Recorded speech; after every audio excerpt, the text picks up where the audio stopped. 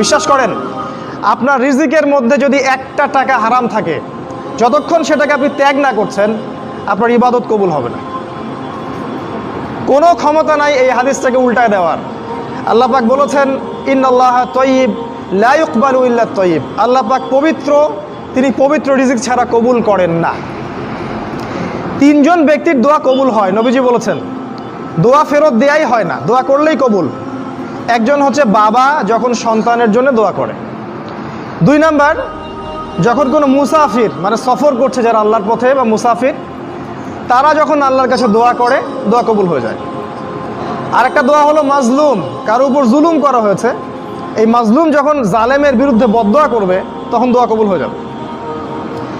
এই মুসাফিরের দোয়া কবুল হয়। একজন মুসাফির হাত তুলে আল্লাহকে বলছিল, আল্লাহ আমাকে এইটা দাও, আল্লাহ আমাকে ওইটা দাও। আর আমাদের নবীজি দেখে বললেন যে মুসাফিরের দোয়া কবুল হয়, কিন্তু এই ব্যক্তির দোয়া কেমন করে কবুল হবে যার খাবার হারাম, পানীয় হারাম, পোশাক হারাম, সবই হারাম। মানে রিজিক হালাল না হওয়া পর্যন্ত ইবাদত কবুল হবে না। তাই যাবতীয় সুদ, যাবতীয় ঘুষ, এই যে হারাম রিজিক, হারাম